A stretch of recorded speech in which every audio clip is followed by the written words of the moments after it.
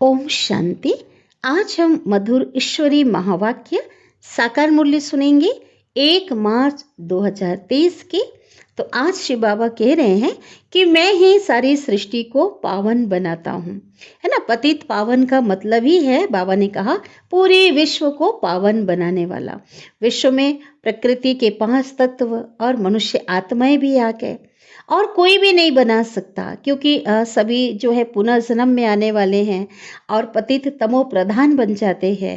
और मैं तो कभी भी पुनः जन्म में नहीं आता और मैं एवर प्योर हूँ, है ना। जो महिमा गाते हैं लोग कि आपे ही पूज्य और आपे ही पुजारी, वो मेरे लिए नहीं कहते बाबा, क्योंकि मैं तो कभी पुजारी बनता नहीं हूँ, है ना। वो किसके लिए? देवताओं के लिए है, जो पूज्य थे और 84 जन्म लेते हुए नीचे उतरते हुए जो पुजारी बन जाते हैं पूज्य से। और फिर से मैं आकर के उन्हें क्या करता हूँ? राजयोग सिखाकर फिर से मैं पावन बनाता हूँ। बाबा ने कहा कि जो ब्रह्म योगी हैं, तत्व योगी हैं, वो घर को याद करते हैं, है ना। जो रहने का स्थान है, परमात्मा का घर है, आत्माओं का घर है। अब चूंकि घर को योग करते हैं, योग लगाते हैं, तो उनसे जो विकर्म विनाश तो हो नहीं सकता। हाँ, लेकिन उनके बाबा ने कहा भावना होती है ना, तो भावना का फल उनको थोड़े समय के लिए मिल जाता है, क्योंकि जितना वो याद करेंगे, ब्रह्म को याद करते हैं, उतनी उनको गहरी क्या मिलती है? शांति की अनुभूति होती है। फिर भी बाबा कहते वो योग तो एक प्रकार से रॉन्ग हुआ ना। लेकिन यहाँ बाबा कहते आप बच्चों को यथार्थ रीति से एक बाबा को याद करना है। और कहाँ करना है? उस घर में याद करना है। तो ऐसा नहीं बाबा कहते कि वो जो घर मेरा ही घर है ना, कि स्वीट होम केवल फादर का ही है, ऐसा नहीं है। क्योंकि आप बच्चों का भी घर है ना, कि वहीं से आप आए हो। तो आत्मा और परमात्मा दोनों का बाबा ने कहा वो स्वीट होम है। फिर बाबा ने कहा कि यहाँ पे जो उनका ही सैपलिंग लगेगा, नई दुनिया का मैं कलम लगाने आया हूँ, सैपलिंग लगाने आया हूँ। तो उनका ही लगेगा जिनका 5000 वर्ष पहले, कल्प पहले लगा था। जो पहले आए थे वही आएंगे और वही नंबरवार क्या करेंगे? धारणा करेंगे। नहीं, अगर उस कुल के नहीं होंगे, पहले नहीं आए होंगे, अगर वो आते हैं, ऐसी आत्माएं भी अगर आते हैं, तो वो बाबा कहते हैं उनको समझ नहीं आएगा, है ना। वो जैसे मूंझा हुआ होगा, आए और गए। इसलिए अभी तुम बच्चे एक श्रीमत के आधार से कार्य कर रहे हो, परमात्मा के बने हो और श्रीमत से क्या बन रहे हो? श्रेष्ठ बन रहे हो, कि भगवान तुम्हें श्रीमत देने वाला है। बाबा ने कहा कि आप बच्चे जो है सैल्वेशन आर्मी हो। और सैल्वेशन आर्मी का काम क्या होता है? आप जो आर्मी हो, रूहानी आर्मी, तो वो डूबे हुए बेड़े को क्या कर रहे हो? पार लगाते हो, है ना। विषय सागर में सबकी जीवन नैया डूब रही है, सभी दुखी हैं, अशांत है, उनको सुखी बनाते हो, सुख का रास्ता बताते हो। तो बलिहारी सारी महिमा बाबा ने कहा शिव बाबा की है। और शिव बाबा ही जो श्रीमत दे करके, है ना, नॉलेज दे करके क्या करते हैं? उच्च बनाते हैं।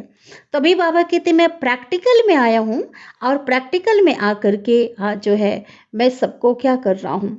पढ़ा रहा हूँ।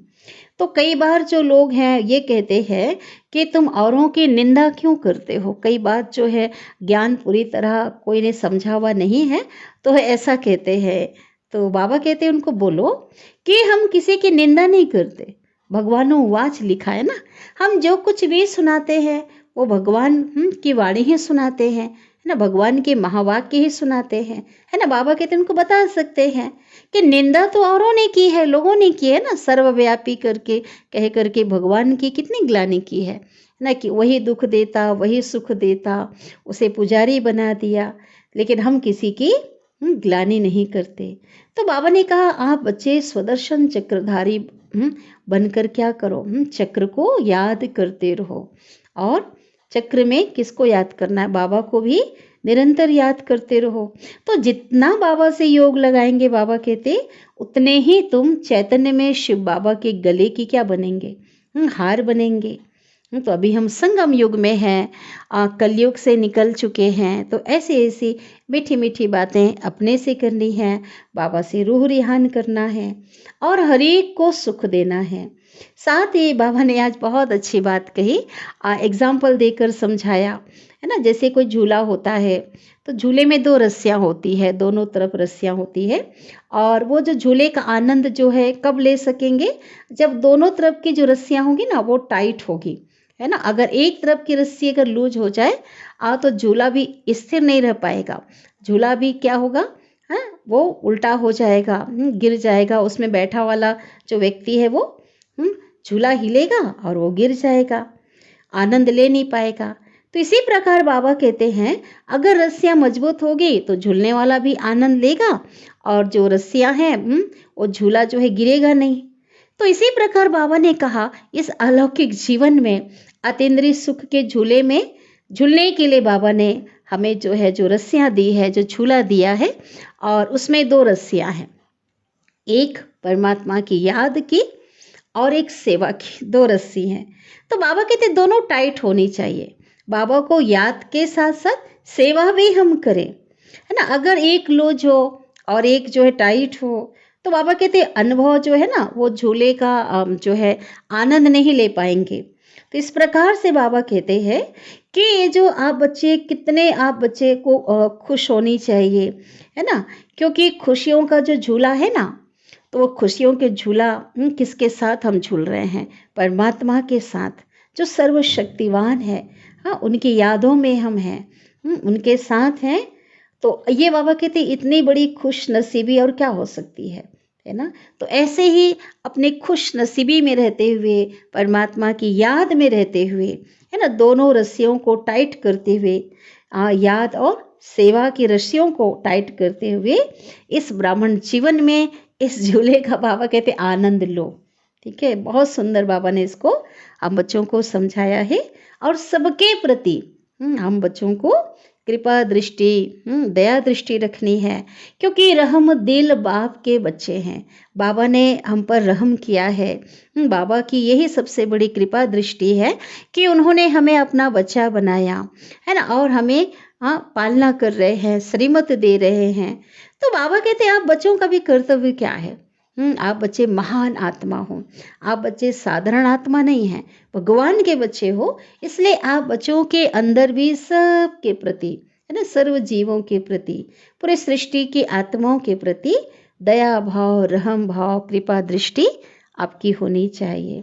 तो अभी हम सुनते हैं विस्तार से आज के मधुर ईश्वरी महावाक्य को। आज की मुरली का सार है, मीठे बाबा कहते हैं मीठे बच्चे बेहद ड्रामा के आदि मध्य अंत को समझना है। जो पास्ट हुआ, जो बीत गया, वही अब फिर प्रेजेंट होना है, और अभी संगम युग प्रेजेंट है, फिर सतयुग आना है ना। तो बाबा बना बनाया जो ड्रामा है इस पे समझा रहे हैं कि बार बार ये रिपीट, चारों जो युग है वो रिपीट होना है ना। अभी संगम युग है वर्तमान में, और फिर क्या हो जाएगा, संगम युग पास्ट हो जाएगा, और फिर क्या हो जाएगा, फिर सतयुग प्रेजेंट हो जाएगा। आज की मुरली का प्रश्न है, श्रीमत पर अपने आप को परफेक्ट बनाने की विधि कौन सी है। श्रीमत पर अपने आप को संपूर्ण बनाने की विधि कौन सी है। उत्तर है, अपने आप को परफेक्ट बनाने के लिए विचार सागर मंथन करो। बाबा जो हमें ज्ञान देते हैं उनका मनन चिंतन करो, उनकी गहराई में जाओ। बाबा कहते अपने आप से बातें करो, बाबा आप कितने मीठे हो, हम भी आप जैसा मीठा बनेंगे, हम भी आपके समान मास्टर ज्ञान सागर बन सबको ज्ञान देंगे, किसी को भी नाराज नहीं करेंगे, शांति हमारा स्वधर्म है, हम सदा शांत रहेंगे।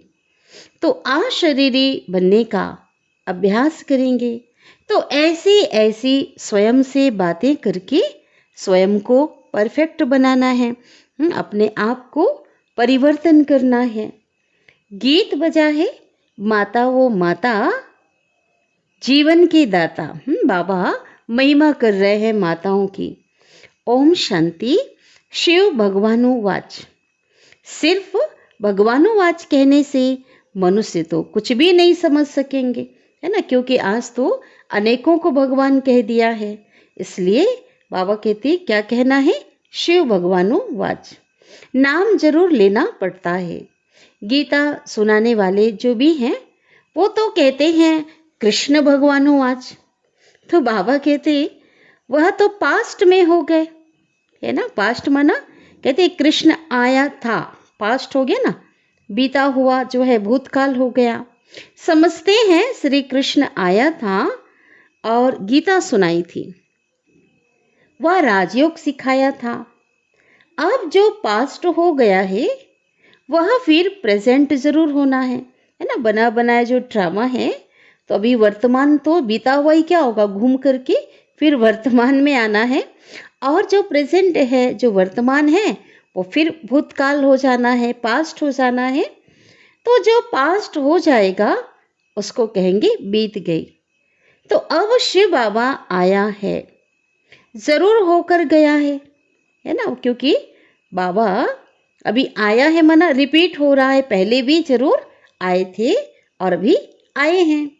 शिव भगवानु वाच, जो ऊंचे से ऊंचा है वह सबका बाप है, जिसको सर्वशक्तिमान कहा जाता है। वह बैठ करके समझाते हैं, तुम उनके बच्चे शिव शक्तियां हो। शिव शक्ति की महिमा गीत में सुनी ना, कौन सी गीत सुना, माता वो माता। तो बाबा कहते हैं शिव शक्ति आज जगत अम्बा होकर गई है ना, माताओं में जो हेड थी, आज प्रमुख थी, कौन थी, जगदम्बा। और जिसका यह यादगार है, आज देवियों की कितनी महिमा होती है, कितने उनके मंदिर बने हैं। तो बाबा कहते हैं जो यादगार है, जो होकर के गए हैं फिर आने हैं जरूर।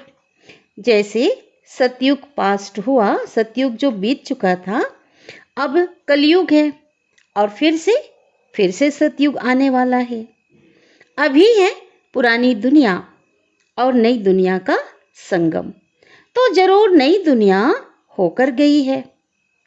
अब पुरानी दुनिया है जो सतयुग पास्ट हुआ है और फिर भविष्य में आना है ना। बाबा इसको बार बार ये समझाने की बाबा कोशिश कर रहे हैं कि बना बनाए ड्रामा में ये जो युग है वो क्या हो रहे हैं, चक्र की भांति घूम रहे हैं और रिपीट हो रहे हैं।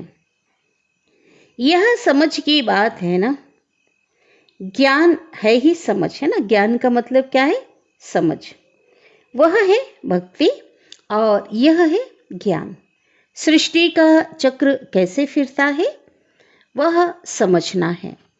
उनको समझने बिगर मनुष्य कुछ भी समझ नहीं सकते, है ना। और ये ज्ञान तो बाबा कहते किसी के पास नहीं है, इसलिए सबको ये समझना बहुत जरूरी है।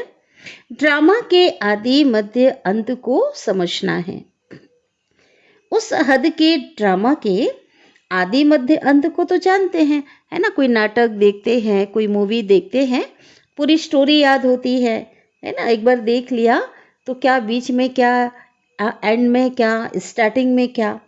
तो बाबा कहते हैं लेकिन ये जो बेहद का ड्रामा है, जिसमें स्वयं वो पार्ट बजा रहे हैं और जिसके जो मनुष्य एक्टर हैं, लेकिन उसको समझ नहीं सकते। तो बाबा जो बेहद का मालिक है वही खुद आकर के समझाते हैं। तो यह है शिव भगवानु वाच, ना कि श्री कृष्ण भगवानु वाच। बाबा कहते कृष्ण तो रचना है, कृष्ण तो मेरा बच्चा है ना, देवता है। कृष्ण को भी श्री कहते हैं, है ना। बाबा कहते श्री कह सकते हैं क्योंकि उनको श्रेष्ठ बनाने वाला बाप है ना। शिव बाबा के लिए क्या लगता, श्री श्री। और श्री कृष्ण को भी ऐसा पावन, ऐसा श्रेष्ठ गुणवान बनाने वाला परमपिता परमात्मा है, इसलिए श्री कृष्ण कहते हैं। भारतवासी बेचारे यह नहीं जानते कि श्री कृष्ण ही नारायण बनते हैं। हम अभी कहते हैं बेचारे बेसमझ है। पहले हम भी क्या थे, बेसमझ थे। और अभी दूसरे पर भी क्या आता है, हमें रहम आता है। हम भी कहते हैं अगर वो जो है उनको कुछ पता नहीं है। सब गरीब दुखी पतित हैं, हम भी थे, परंतु अभी हम पावन बन रहे हैं। पतित पावन बाबा अब हमको मिला हुआ है। कृष्ण को पतित पावन नहीं कहा जाता। नई पावन दुनिया बनाने वाला रचयिता एक बाप ही है, परमपिता शिव परमात्मा, जिसको परमपिता परमात्मा सर्वशक्तिमान कहा जाता है। वो ही पतित दुनिया को पावन बनाने वाला है, पतित सृष्टि को पावन बनाने वाला है। बाबा कहते पतित दुनिया कहो या पतित सृष्टि, उसको पावन बनाने वाला है, और कल्प कल्प वही बनाते हैं। पतित सारी सृष्टि है, रावण पतित बनाते हैं, है ना। रावण जो 5 विकार जो हैं उसने सबको क्या बना दिया, पतित तमोगुणी बना दिया। पतित पावन एक ही ईश्वर है। मनुष्य पतित से पावन बना नहीं सकते। कोई भी हालत में, बाबा कहते कोई भी हालत में कोई मनुष्य किसी को, चाहे अपने को गुरु कहलाए, कुछ भी, चाहे धर्म पिता हो, कुछ भी हो, बाबा कहते लेकिन पावन नहीं बना सकते। हाँ, रास्ता दे बता सकते हैं, है ना, ज्ञान दे सकते हैं, लेकिन पावन बना नहीं सकते, क्योंकि पतित पावन एक परमात्मा है। क्योंकि ये सारी दुनिया का सवाल है ना। समझो करके सन्यासी 1-2 करोड़ पावन हो, ठीक है। मान लो सन्यासी का जो महत्व है वो पवित्रता के कारण है ना। उन्होंने विकारों का सन्यास किया है, घर बार छोड़ा है। तो बाबा कहते हैं चलो उनकी संख्या चलो 1-2 करोड़ भी हैं जो पावन हैं, लेकिन अभी पूरी दुनिया की संख्या कितनी है? बाबा कहते 500-600 करोड़ है ना, वो पतित हैं। अभी तो और बढ़ गई, जिस समय मुरली चल रही थी उस समय तो कम थी, अभी तो और संख्या बढ़ गई है। तो जरूर इसको पतित दुनिया कहेंगे ना। हाँ, बाबा कहते हैं जो सन्यासी 1-2 करोड़ पावन होंगे तो पावन दुनिया तो नहीं कहलाएगी ना। तो कितने हैं? 500-600 करोड़ क्या है? पतित हैं। इसलिए इसको पतित दुनिया कहेंगे। वास्तव में शिव भगवानुवाच, पतित दुनिया में एक भी पावन हो नहीं सकता। बाबा कहते हैं क्योंकि पावन नहीं हो सकता, अर्थात क्योंकि जन्म ही जिनकी प्यूरिटी से हो, है ना। पावन अर्थात बाबा उस पावन की बात कर रहे हैं जो देवताएं जो जितने प्योर थे ना, वो दुनिया ही पावन थी। उनके ख्याल खौफ में भी जो विकार थे ही नहीं, उनकी नॉलेज ही नहीं थी, इनोसेंट थे। तो इस हिसाब से बाबा कहते हैं क्योंकि उस दुनिया में जन्म ही योग बल से होता था, प्यूरिटी से होता था।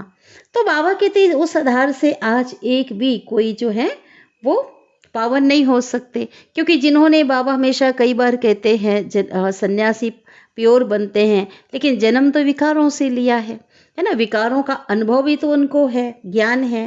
तो इसलिए बाबा कहते हैं अभी कोई भी पावन नहीं हो सकता। बाप कहते हैं तुम बच्चों को पावन बनाने के लिए मैं सारी सृष्टि को पावन बनाता हूँ। पतित पावन का अर्थ ही है विश्व को पावन बनाने वाला। तो शिव बाबा खुद कहते हैं मैं पतित से पावन बना रहा हूँ, तुमको ही पावन दुनिया का मालिक बनना है ना। जो श्रीमत से अपने आप को पावन बनाते हैं, श्रीमत प्रमाण चलते हैं, श्रेष्ठ बनते हैं, वही क्या बनते? नई दुनिया के मालिक बनते हैं। और नई दुनिया में है आदि सनातन देवी देवता धर्म, है ना। उस समय एक ही धर्म है, सनातन धर्म है, और तो कोई दूसरा धर्म तो है ही नहीं। तो ये भी कोई नहीं जानते, शिव बाबा को भी कोई नहीं जानते।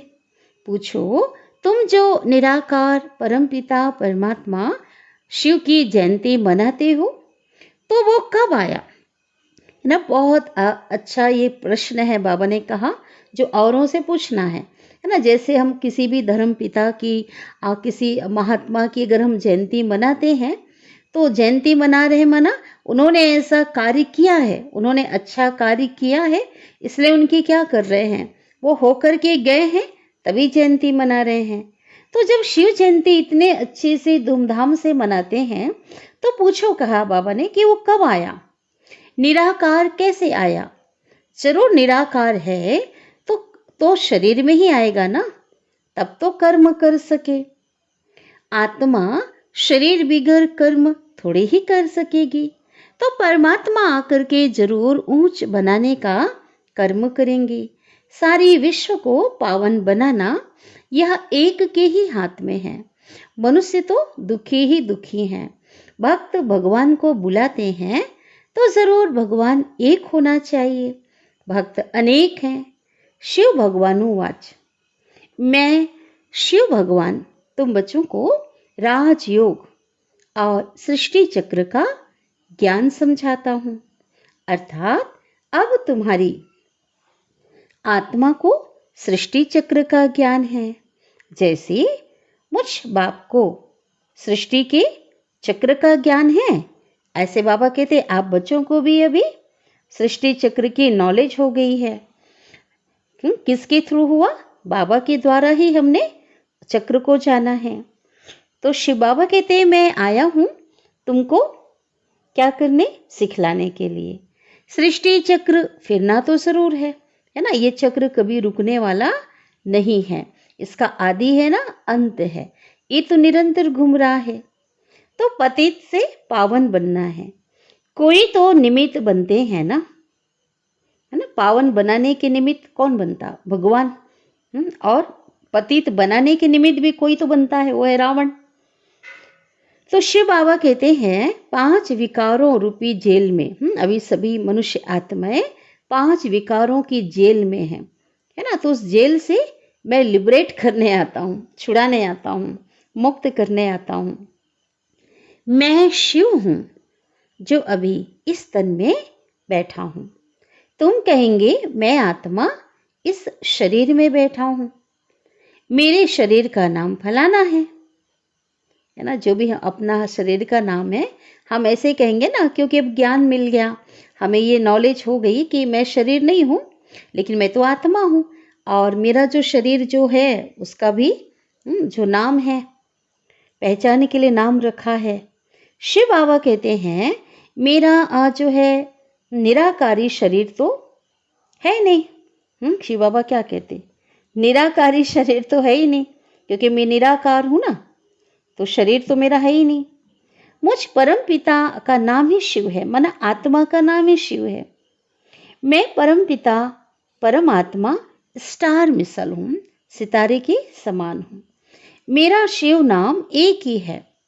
तुम ही सालिग्राम हो, परंतु तुम्हारा नाम 84 जन्मों में बदलता रहता है। बाबा कहते आत्मा जो है उसको बाबा ने क्या नाम दिया?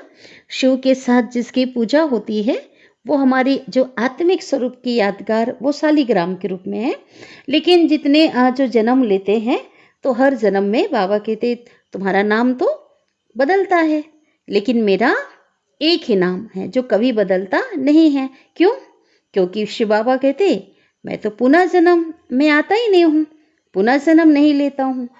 और गीता में जिसका नाम डाल दिया है ना, कौन? बाबा कहते मेरे बच्चे का नाम डाला, कृष्ण का नाम डाला, वो तो पूरे 84 जन्म लेते हैं।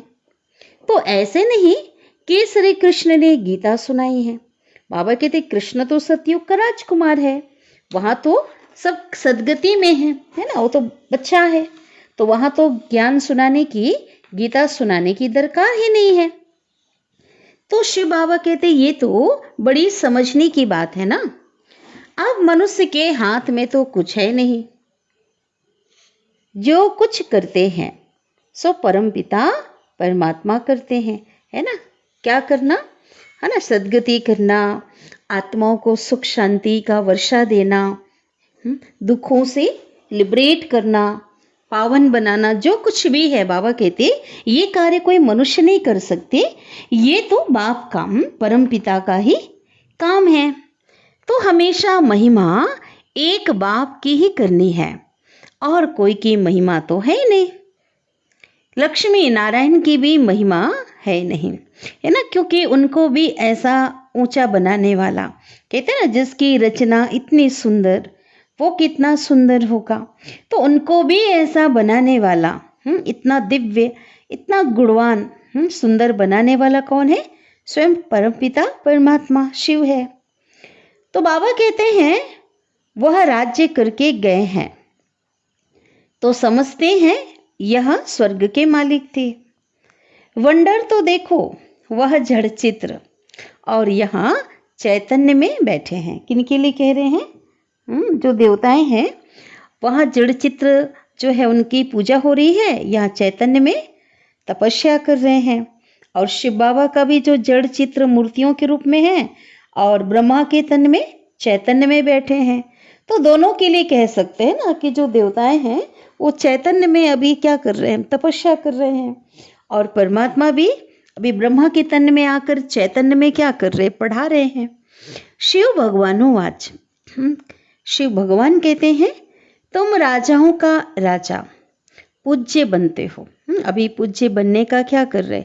पुरुषार्थ कर रहे हैं और ज्ञान और योग बल से देवतुल्य बन जाएंगे, देवता बन जाएंगे, फिर पुजारी बनेंगे। ड्रामा अनुसार नीचे तो आना ही है। द्वापर काल से बाबा कहते जब देह भान में आ जाएंगे, नीचे उतरेंगे और क्या बनेंगे? उस समय विकारों की प्रविष्टता हो जाएगी, वाम मार्ग में आकर के पुजारी बनेंगे। तो पूज्य लक्ष्मी नारायण ही फिर क्या बनेंगे? आप ही पुजारी बनेंगे। इसलिए गायन कैसा है? आप ही पूज्य आप ही पुजारी। तो बाबा ने कई बार समझाया है कि ये मेरे लिए नहीं है, ये आप बच्चों के लिए है। आज जो पूज्य थे वो क्या बन गए? पुजारी। और फिर से क्या बनेंगे? पूज्य। तो जो पास्ट हो गए हैं उनका फिर मंदिर बना करके पूजन करते हैं। यह सिद्ध करके बताना है। ऐसे नहीं कि ईश्वर आप ही पूज्य और आप ही पुजारी बनता है, नहीं है ना। बाबा कहते मैं तो एवर पूज्य हूँ, है ना, मैं तो कभी पुजारी बनता नहीं हूँ। तो ये बातें बाबा कहते लोगों को समझाओ और इसको बहुत अच्छे से सिद्ध करके समझाओ। मनुष्य तो यह भी नहीं जानते कि मैं परमात्मा कहाँ निवास करता हूँ, है ना। अभी तो हम बच्चों ने जाना है, भले गीता में स्पष्ट लिखा है, भगवान ने कहा मैं तो परम धाम का निवासी हूँ, फिर भी लोगों की बुद्धि में ये बातें नहीं आती है। तो शिव बाबा कहते मेरे जो बच्चे सालिग्राम हैं तो वो भी यह नहीं जानते कि हम कि कहाँ के रहने वाले हैं, है ना। क्योंकि जो भगवान का घर है वो हम आत्माओं का भी घर है, हमारा असली घर है, उसको भी नहीं जानते हैं। तो बाबा कहते वहाँ हमारा फादर है। कहाँ? परम धाम में। सिर्फ घर को याद करेंगे तो ब्रह्म के साथ योग हो गया। जैसे कि सन्यासी लोग ब्रह्म को ईश्वर समझ करके याद करते हैं, है ना, वो घर को याद करते हैं। तो बाबा कहते अगर घर को याद करेंगे, उससे योग लगाएंगे, फिर तो कोई शक्ति मिलेगी ही नहीं। उससे विकर्म विनाश हो नहीं सकते, आत्मा तो पावन बन नहीं सकती। इसलिए बाबा कहते कि भल योगी ब्रह्म योगी हैं, तत्व योगी हैं, परंतु उनके विकर्म विनाश नहीं हो सकते। हाँ, भावना से करके बाबा कहते मैं भावना का भाड़ा दे देता हूँ और भावना से करके उनको अल्पकाल के लिए सुख मिलता है ना। क्या सुख मिलता? वो जितना ब्रह्म को याद करेंगे, तत्व को याद करेंगे, उनको उतनी शांति की अनुभूति होती है, शांति मिलती है, और उसके अलावा कुछ नहीं मिलता है ना। मुक्ति और जीवन मुक्ति ये तो कुछ भी नहीं प्राप्त नहीं होता है। हाँ, उसका जो अल्पकाल का जो है फल क्या मिलता? शांति, और उसी में वो संतुष्ट हो जाते। तो बाबा कहते हैं उनका योग रॉन्ग है ना। भले भावना का फल मैं दे देता हूँ, उनको मिल जाता है, लेकिन मेरे से योग तो नहीं है ना, वो तो घर से योग हो गया। तो ये तो बाबा कहते रॉन्ग है। तुमको याद करना है उस घर में रहने वाले, ब्रह्म में रहने वाले एक बाप को। तो शिव बाबा कहते हैं मुझे याद करने से तुम्हारे विकर्म विनाश होंगे। श्री कृष्ण ऐसे कह नहीं सकते, वह तो बैकुंठ का मालिक है।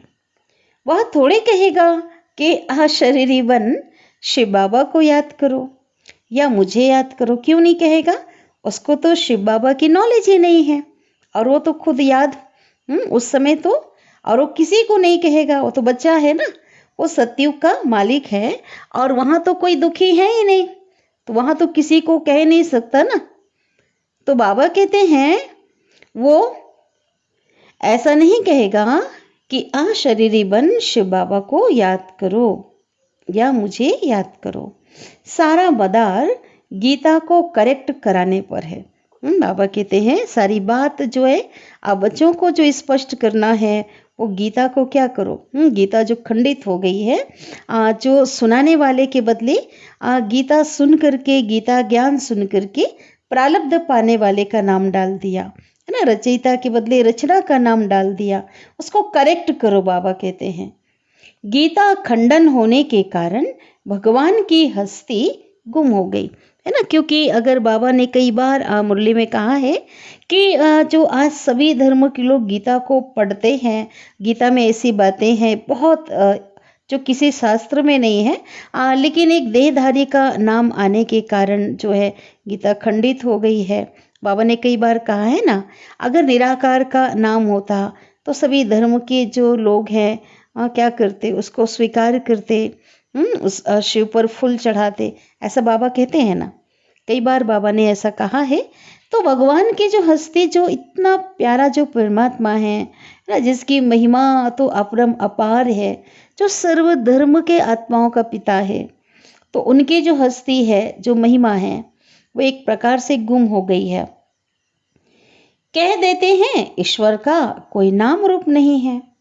बाबा कहते अब नाम रूप काल तो आत्मा का भी है ना। नाम आत्मा है, रूप ज्योतिष रूप है, और उसका भी बाबा कहते आने का क्या है, काल माना उसका भी समय है।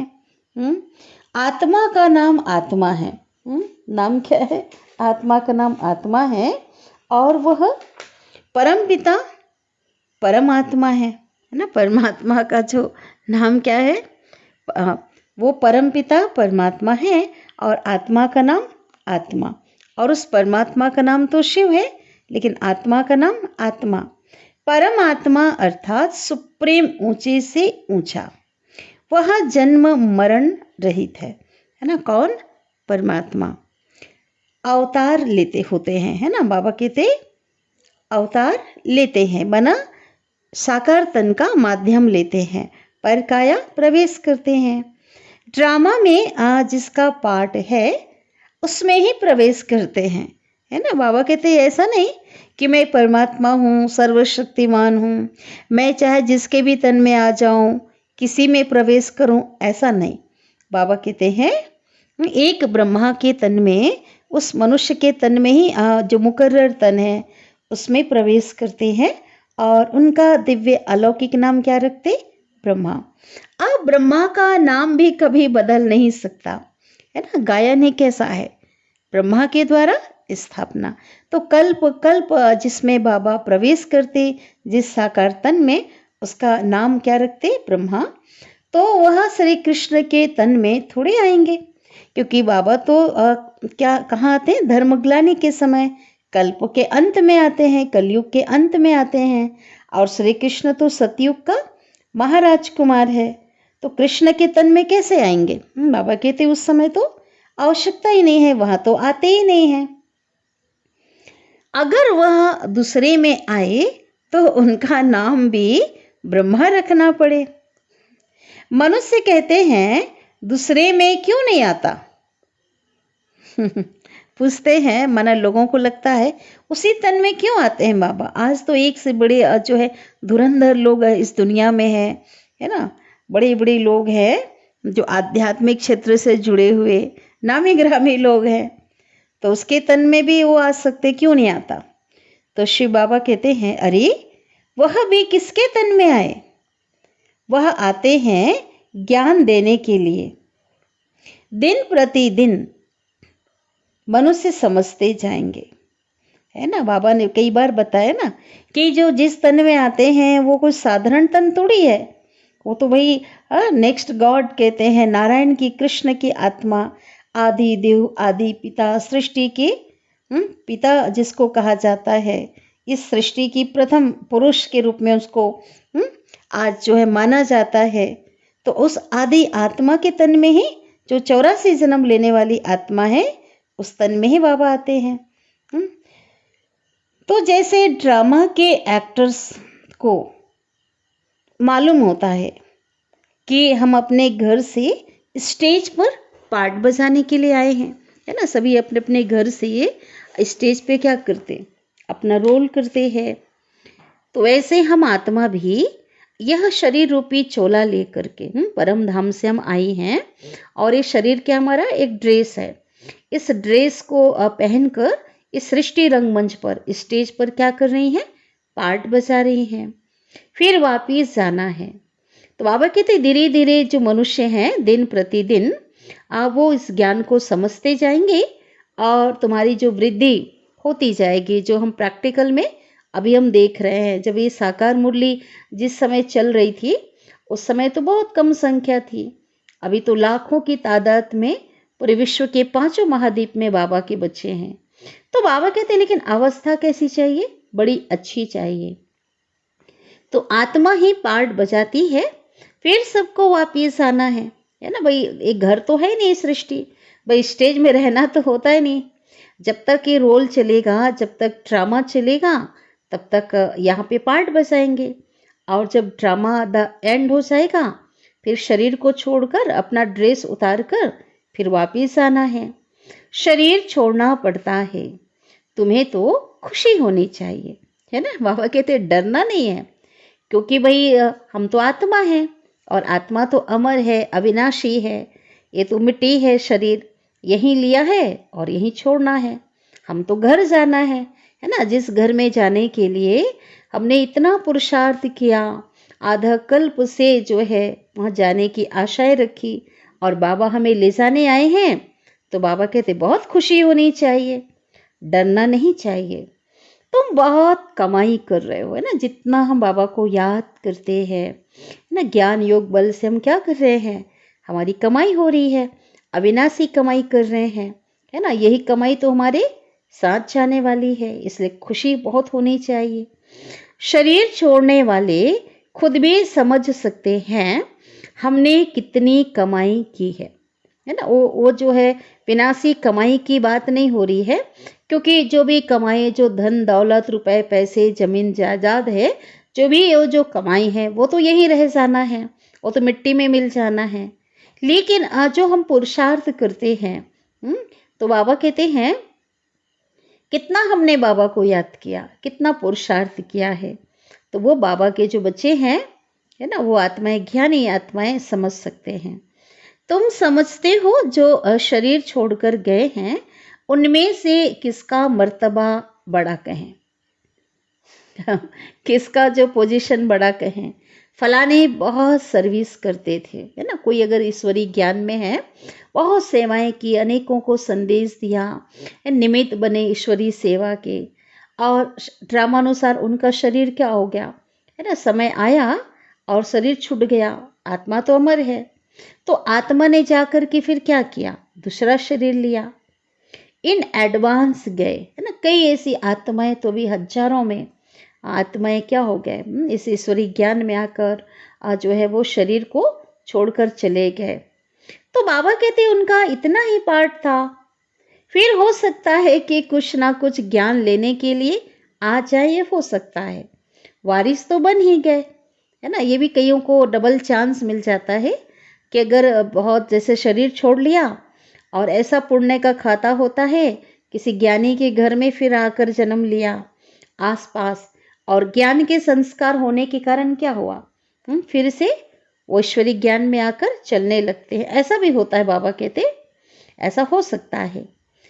किसके साथ हिसाब किताब चुकतू करना होगा, हाँ, वो खलास करने गए, है ना। क्योंकि जो जन्म ही हमारा कैसे होता है, अगर हम जन्म लेते हैं और जिसके घर में हमारा जन्म, जैसे अभी वर्तमान में हम हैं, जिनके परिवार में हमारा हुआ, या आगे भी जिनके जो अगर में होगा, तो बिना हिसाब किताब का कार्मिक अकाउंट का कुछ नहीं होता। तो बाबा कहते हैं कि जो आत्माएं गई हैं शरीर छोड़कर, तो जहाँ जहाँ उनका हिसाब किताब जिनके साथ होगा, तो माइनस तो करना होगा ना, क्योंकि बिना हिसाब किताब चुकतू करे तो कोई घर जा नहीं सकता। तो बाबा कहते वो खलास करने गए हैं। आत्मा में ज्ञान के संस्कार है ना, संस्कार आत्मा में ही रहते हैं, वो गुम नहीं हो सकते। कहाँ अच्छी जगह सर्विस करते होंगे जो जो गए हैं, तो बाबा कहते वो शरीर बड़ा हुआ, ज्ञान इमर्ज हुआ और सेवा कर रहे होंगे। नॉलेज के संस्कार लेकर गए हैं ना जो, तो कुछ ना कुछ सर्विस जा करके करेंगे। ऐसे तो नहीं कि सब जाते रहेंगे, नहीं, है ना, जो गए उनकी बात है। हाँ, इतना जरूर है, योग में रहने से आयु बढ़ती है ना, बहुत बड़ी बात है। और बाबा ने कई बार इसका ध्यान खिंचवाया है ना। जैसे सतयुग में, चलो सतयुग में 150 आयु तो रहेगी ही, लेकिन अभी वर्तमान में संगम युग में भी अगर यथार्थ योग है, बहुत अच्छा हमारा योग है, तो तन तंदुरुस्त होगा ही, लेकिन इसमें भी बाबा कहते आयु बढ़ती है। मैनर्स भी बड़े अच्छे चाहिए, है ना। ईश्वरी संतान है, भगवान के बच्चे हैं, देवता बनने जा रहे हैं, तो भी बाबा कहते आपका जो चरित्र है वो भी कैसा होना चाहिए, बहुत उच्च कोटि का होना चाहिए, आचरण अच्छा होना चाहिए। कहते हैं बाबा, बच्चे बाबा से रूह रिहान करते, बाबा से बात करते हैं, बाबा आप कितने मीठे हो, मैं भी आप जैसा मीठा बनूंगा, हम भी ज्ञान सागर बनेंगे।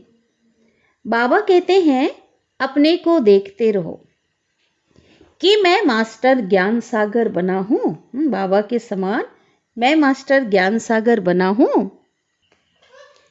देखना है मेरे में कोई विकार तो नहीं है, अगर कोई विकार होगा तो नापास हो जाएंगे। बाबा कहते कोई विकार नहीं होना चाहिए, अगर होगा तो फेल हो जाएंगे।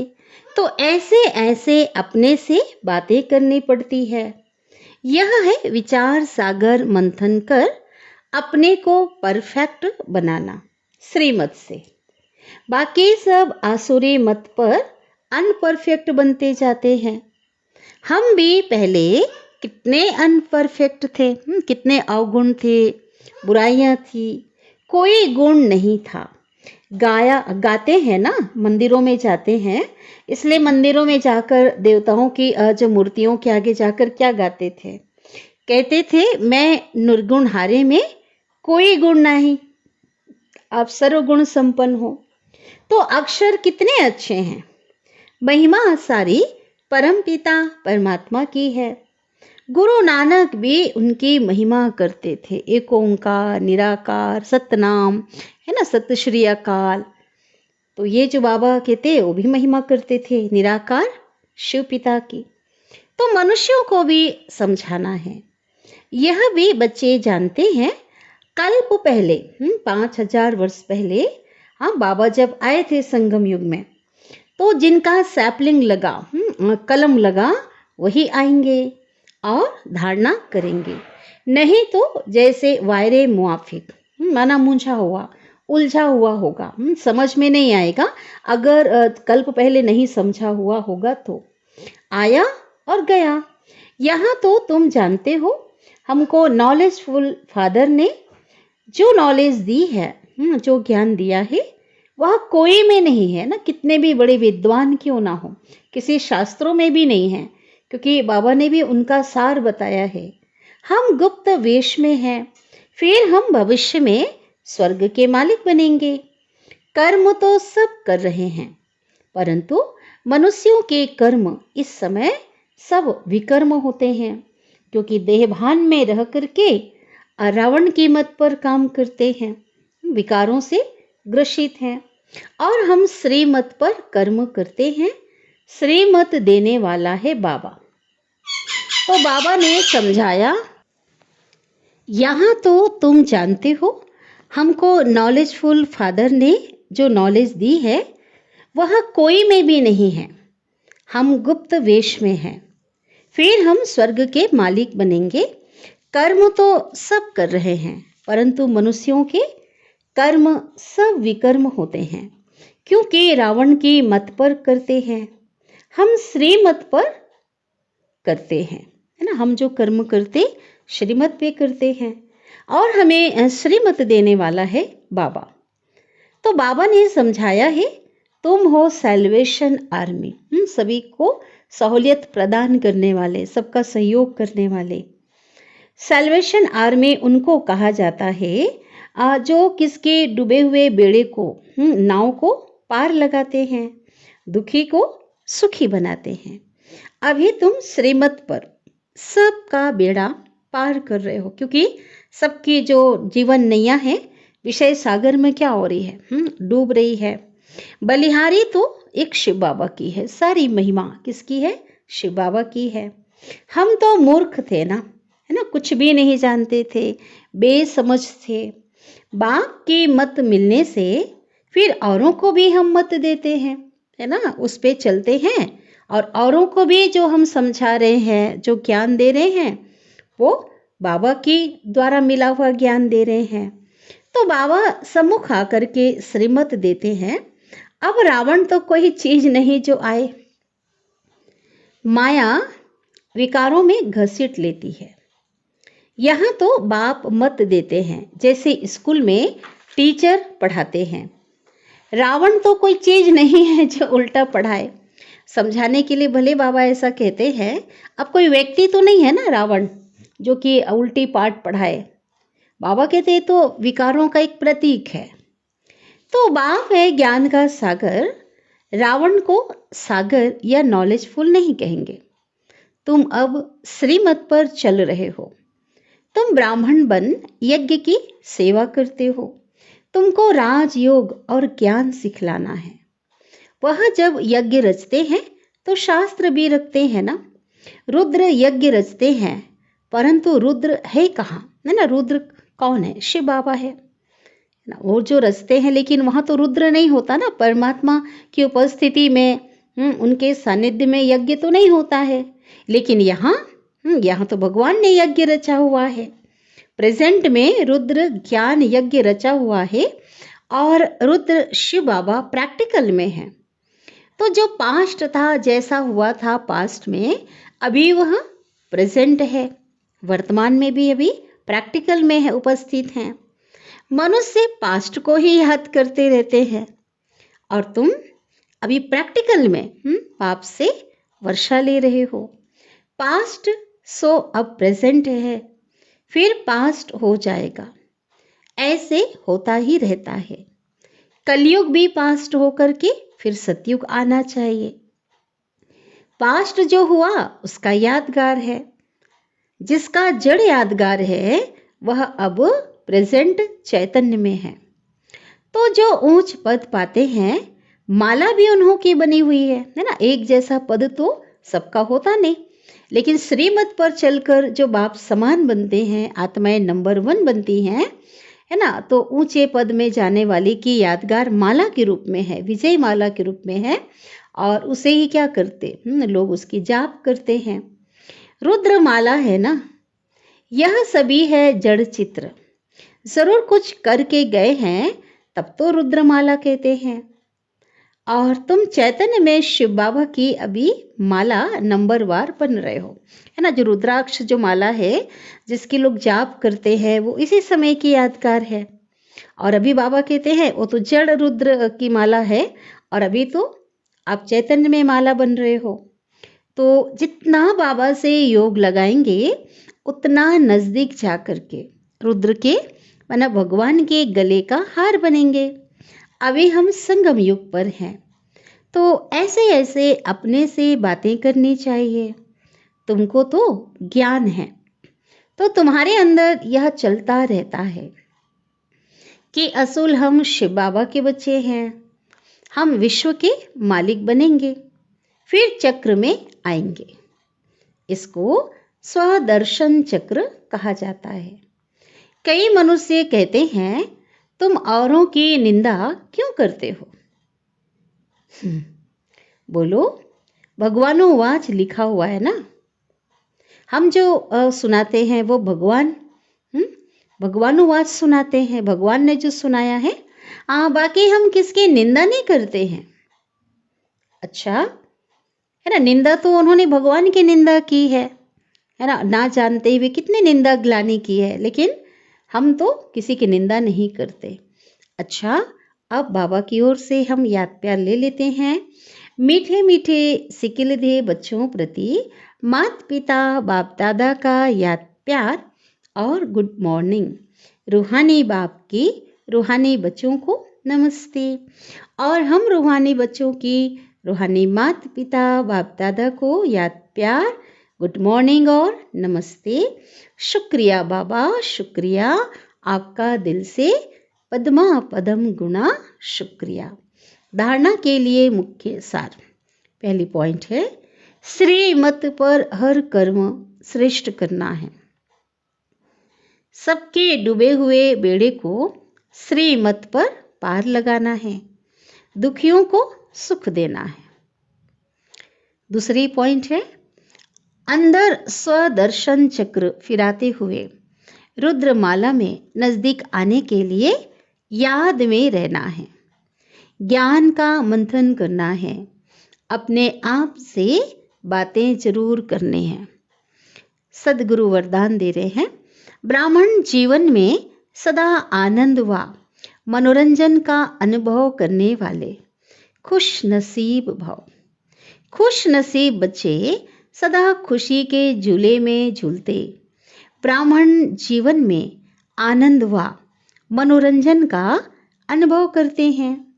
और यह खुशी का झूला सदा एक रस तब रहेगा जब याद और सेवा दोनों रस्सियाँ टाइट हो। हम देखते हैं जो झूला होता है, झूला में दो रस्सियाँ होती झूले में, है ना, दोनों सेट रस्सियाँ होती है और दोनों एक जैसी एक समान रूप में होती है और टाइट होती है। अगर एक भी रस्सी ढीली होगी ना तो झूला क्या होगा, हिलेगा, स्थिरता नहीं होगी झूले में और झूलने वाला भी गिरेगा, आनंद भी ले नहीं पाएगा झूले का, वो स्थूल झूले की बात है, और गिर जाएगा। इसलिए दोनों रस्सियाँ मजबूत हो तो मनोरंजन का अनुभव करते रहेंगे, वो तो उस रस्सी की बात है। लेकिन बाबा कहते हैं जो अलौकिक जो रस्सी है, जिसके आधार से हम अतीन्द्रिय सुख के झूले में झूलते हैं, वो जो रस्सी है याद और सेवा। तो सर्वशक्तिमान का साथ हो और खुशियों का झूला हो तो इस झूले इस जैसी खुश नसीबी और क्या होगी, है ना। सच में खुशियों का झूला और भी सर्वशक्तिवान की यादों का झूला उनके साथ हो तो ये भी बहुत बड़ी खुश नसीबी है। स्लोगन है, सबके प्रति दया भाव और कृपा दृष्टि रखने वाले ही महान आत्मा है ना। जो महान आत्मा होते हैं वो प्रकृति के सभी जीवों के प्रति उनकी दया भाव दया दृष्टि होती है। केवल मनुष्य आत्माओं की नहीं, मनुष्य आत्माओं के साथ जितने भी पशु पक्षी है, प्रकृति है, सबके प्रति दया दृष्टि जो रखते हैं वही महान आत्मा है।